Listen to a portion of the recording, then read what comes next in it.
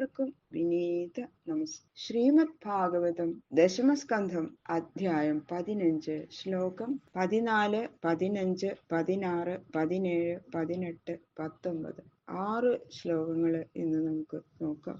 ഭഗവാന്റെ ആ വൃന്ദാവനത്തിലെ ക്രീഡകള് ആ ഗോപന്മാരോടും കൂടി പശുക്കളോടും കൂടിയിട്ടുള്ള അങ്ങനെ മനോഹരമായിട്ട് വർണ്ണിക്കണം. കൃഷ്ണായ വാസുദേവായ ഹരയേ പരമാത്മനെ പ്രണതക്ലേശനാശായ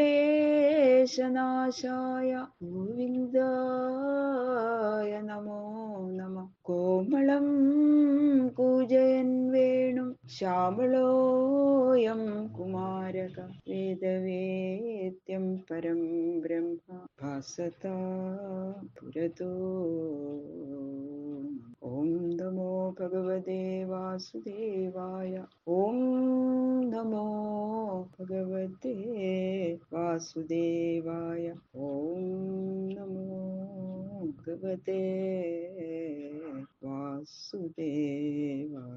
ശ്ലോകം 14. കുചിൽ ക്രീഡാ പരിശ്രാന്തം ഗോപോത്സം ഗോപബർഹണം സ്വയം വിശ്രമയത്യാര്യം പാദസംവാഹനാദിഭി. ക്വചിത്ത് ചിലപ്പോൾ ക്രീഡാപരിശ്രാന്തം കളിച്ചു ക്ഷീണിച്ചും ഗോപോത്സം ഗോപബർഹണം ഗോപന്മാരുടെ അംഗത്തെ തലയിണയാക്കിയും കിടക്കുന്ന ആര്യം അഗ്രജനെ പാദസംവാഹനാദിഭി കാൽത്തലോടുക മുതലായ പ്രവൃത്തികളാൽ സ്വയം താൻ വിശ്രമിപ്പിക്കുന്നു. അങ്ങനെ ഓടിച്ചാടി കളിച്ച് രണ്ടുപേരും എല്ലാവരും ഭയങ്കരമായിട്ട് ക്ഷീണിക്കുമ്പോ തളർന്ന് ആ ഗോപന്മാരുടെ മടിയിൽ ഇങ്ങനെ തലവെച്ച് ഉറങ്ങും ബലരാമസ്വാമി. ഹായ് ഹാവോ എന്ന് പറഞ്ഞ് കിടക്കുമ്പോ വേഗം ഇവരെ കുറെ തളിരുകളും പൂക്കളും എല്ലാം കൊണ്ട് നല്ല മെത്ത ഉണ്ടാക്കും. എന്നിട്ട് അതിലങ്ങോട്ട് കിടത്തും ബലരാമേട്ടനെ. എന്നിട്ട് എന്ത് ചെയ്യും? താൻ തന്നെ കണ്ണൻ തന്നെ ആ ഏട്ടന്റെ കാലെടുത്ത് അങ്ങോട്ട് മടിയിൽ വെക്കും. എന്നിട്ട് ഏട്ടാ ഞാൻ തലോലി കാല് വേദനിക്കുണ്ടോ ഏട്ടാ എന്ന് ചോദിച്ചിട്ട് ആ കാലിങ്ങനെ തലോടും, കൈയും കാലും. അപ്പൊ ഏട്ടൻ ഇങ്ങനെ സന്തോഷപൂർവ്വം നോക്കും. ഹായ് നല്ല സുഖം കേട്ടോ കണ്ണൻ ഇങ്ങനെ തലോടുമ്പോ ഞാൻ തടയും തരാം ഏട്ടാ. എന്നിട്ട് കൈയും കാലും കൈ കാട്ടോ കൈയും കാലും എല്ലാം അങ്ങനെ മേല് മുഴുവനും ഇങ്ങനെ തലോടി കൊടുക്കുക. അതിന്റെ സുഖത്തിൽ ഇങ്ങനെ കിടക്കും. അത് കണ്ടുകൊണ്ട് ഗോപന്മാരും അപ്പൊ അവരും എല്ലാവരും ചെന്നിട്ട് ബലരാമേട്ടനെ ഇങ്ങനെ തലോടാൻ തുടങ്ങുന്നു പറയുന്നു. എത്ര മനോഹരമായ രംഗാണ് അല്ലെ ശ്രീ സുഖബ്രഹ്മർഷി വർണ്ണിക്കുന്നത്. ആ ഗോപന്മാരുടെ ഒരു ഭാഗ്യം. ഈ രണ്ട് ഭഗവാന്മാരെ ഇങ്ങനെ ഒന്നിച്ച് പരബ്രഹ്മമൂർത്തികളായിട്ടുള്ള അവരുടെ കൂടെ കളിച്ചും ചിരിച്ചും അവര് നൃത്യതോ ഗായതക്വാപി വൽഗതോ യുധ്യതോ മിഥ ഗൃഹീതഹസ്തൗ ഗോപാലാൻ ഹസന്തൗ പ്രശംസതു. ചിലപ്പോ തമ്മിൽ കളിക്കുക, പാടുക, ചാടുക, യുദ്ധം ചെയ്യുക. അങ്ങോട്ടും ഇങ്ങോട്ടും നല്ല അടിപിടി യുദ്ധമൊക്കെ ഉണ്ട്.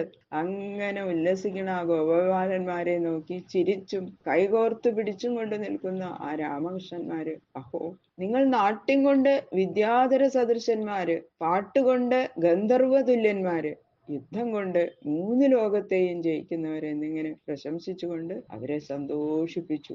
അവരോട് പറയണത് ആഹാ എന്താ പാട്ട്, വിദ്യാധരന്മാരുടെ പാട്ട് പോലെ ഉണ്ട് കേട്ടോ.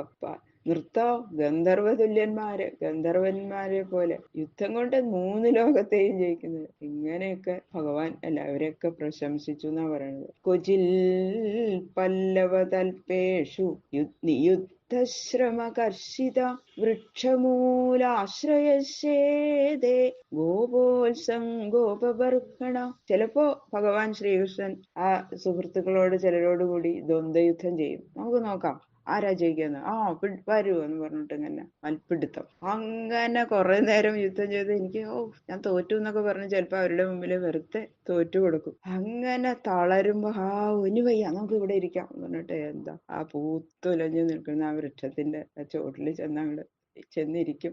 അപ്പോഴേക്കും അങ്ങോട്ട് എല്ലാ ഗോപന്മാരും കൂടി ഓടി വന്നിട്ട് ഇളന്തളിരുകൾ പറിച്ചുകൊണ്ട് വന്ന് വിരിച്ച് മെത്തകൾ ഉണ്ടാക്കും. എല്ലാവരും കൂടി കണ്ണനെ അവിടെ കൊണ്ട് കിടത്തും. എന്നിട്ട് ഓരോന്നിലും അല്പാൽപ സമയം ഗോപന്മാരുടെ മടിയിൽ തലവെച്ച് ഓരോരുത്തരും പറയും ഇനി എന്റെ മടിയിൽ കിടക്കുക കണ്ണ, അപ്പൊ മറ്റുള്ളവർ തലോടി കൊടുക്കും. ഇനി എന്റെ മടിയിൽ, അങ്ങനെ ഓരോരുത്തരുടെയും മടിയിൽ കിടന്ന് എല്ലാവരെയും സന്തോഷിപ്പിച്ച് അവരുണ്ടാക്കുന്ന ഓരോ മെത്തയിലും കിടന്നും ഭഗവാൻ അങ്ങനെ അവരെ സന്തോഷിപ്പിച്ചും ചിരിച്ചും കളിച്ചും ആ വൃന്ദാവനത്തിൽ കളിച്ചു.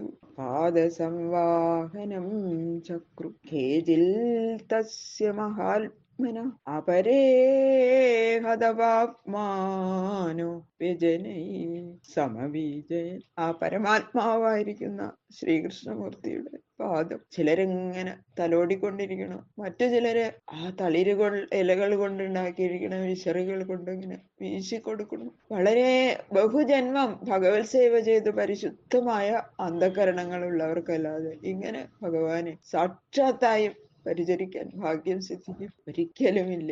അവരെത്രയോ ജന്മങ്ങൾ പുണ്യം ചെയ്തിട്ടുണ്ട്. അതുകൊണ്ടല്ലേ അവർക്ക് ഇങ്ങനെ ഭഗവാനെ ഇങ്ങനെയൊക്കെ ചെയ്യാൻ പരിചരിക്കാൻ സാധിക്കണം. അതുകൊണ്ട് ഈ ഗോപന്മാര് പാപലേശമില്ലാത്ത പരമ സുകൃതികളാണ്. ഭഗവത് സ്വരൂപമോ എന്ന് ഹൃദയത്തിൽ സങ്കല്പിച്ച ആ പ്രതിമകളെ ഉപചരിക്കുന്നത് കൊണ്ട് തന്നെ മഹാപുണ്യവും അന്ധകരണ ശുദ്ധിയൊക്കെ കിട്ടുമെന്ന് ശാസ്ത്രം ഉറപ്പായിട്ട് പറയുന്നു. അങ്ങനെയിരിക്കെ പരമാത്മാവിനെ പ്രത്യക്ഷമായി കണ്ട് ഈ വിധം സേവിക്കുന്ന ഈ ഗോപന്മാരുടെ അവസ്ഥ ബ്രഹ്മാദി ദേവന്മാർക്ക് കൂടി അവരിങ്ങനെ മോഹിച്ചതിൽ എന്താ ആശ്ചര്യമുള്ളത് എന്ന് പറയണം. ഇവർ മഹാഭാഗ്യശാലികൾ തന്നെ എന്നാണ് അതിന്റെ അർത്ഥം, സാരം. അന്യേ തദനുരൂപാണി മനോജ്ഞാനി മഹാത്മന ഗായന്തി സ്മ മഹാരാജ സ്നേഹക്ലിന്നതിയശനൈ.